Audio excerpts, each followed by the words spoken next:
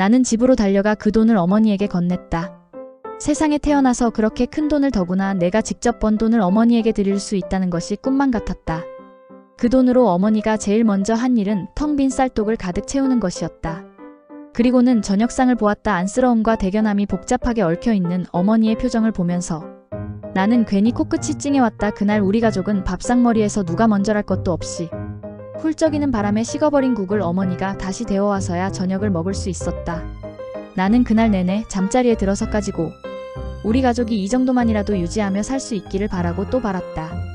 먹고 살 길이 없어 더 이상 뿔뿔이 흩어지는 일이 없기를, 더 이상 어머니가 가난 때문에 눈물 짓는 일이 없기를 간절히 두 손 모아 빌었다. 기대 이상의 결과에 자신감을 얻은 나는 매일 진영이와 표정이나 포즈 연습을 하며 여기저기 모델 에이전시에 사진과 이력서를 돌렸다.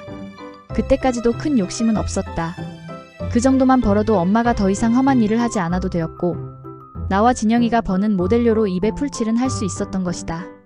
나는 지금도 막막한 일이 닥칠 때면 그 당시의 나를 생각하곤 한다. 힘들수록 그때의 모든 것이 너무도 생생하게 떠오르는 것이다. 처음 일을 시작할 때의 그 비장, 함과 절막함을 떠올리면 어느새 난감하기 짝이 없는 일 앞에서도 오기와 힘이 생기곤 했다. 주위의 사람들이 나에게 악착 같다느니, 매사에 지나치게 깐깐하다느니 하느 평을 할 때가 있는데 나로서는 어쩔 수 없는 일이 아닌가 싶기도 하다. 당연히 그래야 한다는 당위성 이외에도 내가 처음 모델 일을 시작할 때의 기억들이 매사를 대충 넘기지 못하게 하기 때문이다. 풋내기 CF 모델이었던 나에게 또 한 번의 행운이 닥친 것은 박경삼 감독과의 만남이었다. 당시 CF계에서 이름을 날리고 있던 그분에게서 어느 날 한국 화장품 CF를 찍자는 연락이 왔다. 그때 한국 화장품은 김희애 씨가 전속 모델이었고 나는 그 옆을 잠깐 스쳐 지나가는 역할로 캐스팅됐다. 너 어떻게 나오나 연습 삼아 한번 찍어보자. 촬영에 들어가기 전 박 감독은 그렇게 말하며 카메라 리허설을 했다. 박 감독은 카메라를 들여다보며 몇 가지 포즈와 표정을 요구하더니 이윽고 손가락으로 동그라미를 만들어 보였다. 오케이, 너 열심히 하면 잘 될 것 같다. 그날의 그 한마디가 보잘것없었던 한 여자의 운명을 180도 돌려놓을 줄 누가 알았겠는가. 박 감독은 촬영이 끝난 후 느닷없이 우리 집에 가보자고 했다. 워낙 갑작스러 말이기도 했지만 너무 누추한 집을 보여주기가 창피해서 나는 다음에 한번 정식으로 초대하겠다고 발뺌을 했다. 하지만 그분의 고집도 대단했다. 부모님께 할 이야기가 있어 그래. 괜찮아, 잠깐이면 돼. 박 감독은 거의 울상이 된 나를 앞장 세우고는 부득부득 옴팡집으로 오셨다. 나중에야 안 일이지만 몇 편 안 되는 CF에서 나를 눈여겨본 박경삼 감독은 마지막으로 카메라 리허설을 해본 다음 물건 하나 건졌다며 내심 마음을 다잡고 있었다 한다. 그러니 햇병아리 모델이 통사정을 하건 말건 귀에 들어오지 않는 것이 당연했으리라. 그분은 꾸미지 않은 있는 그대로의 나, 최진 씨를 보고 싶었던 것이었다. 어머니는 그분의 갑작스런 방문에 몸둘 바를 몰라 했다.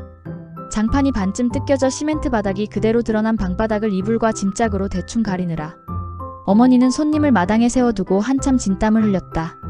나와 진영이는 쥐구멍에라도 들어가고 싶은 심정이었다. 가난이라는 것이 그저 살기에 불편한 정도가 아니라 낯선 사람에게 속살의 흉터를 드러내는 것처럼 숨막히도록 부끄러울 수도 있다는 걸 나는 새삼 느끼지 않을 수 없었다. 그러나 박 감독은 전혀 아랑곳하지 않고 방문 앞에 걸터앉더니 대견하다는 듯 나와 진영이를 쳐다보았다. 애들 참 착하게 잘 기르셨습니다. 2, 3년 고생하시면 안방에 앉아 돈만 세시면 되겠어요. 그때 괄시하지 마세요. 어머니는 영문을 몰라 진영이와 내 얼굴만 멍하니 쳐다보았다.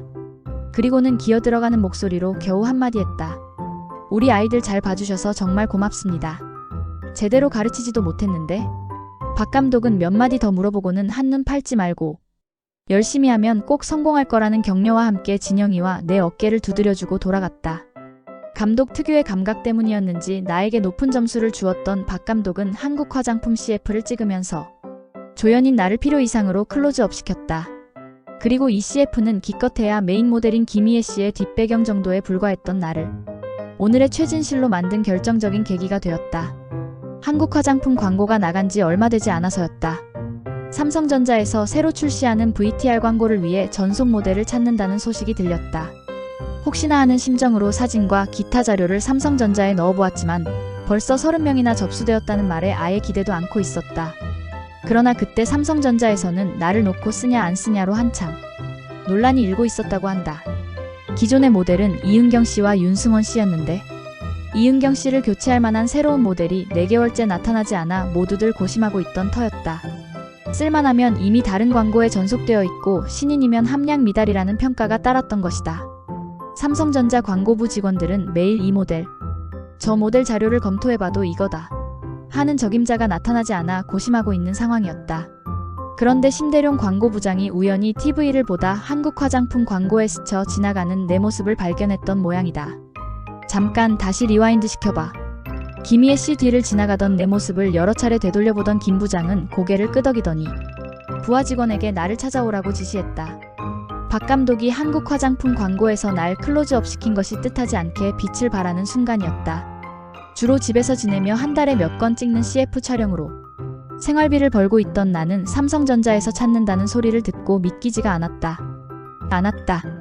있는 모양 없는 모양 다 내고 어머니와 함께 삼성전자 사무실이 있던 서대문 호암 아트홀 빌딩으로 향하는 도중에도 나는 도무지 실감이 나지 않았다.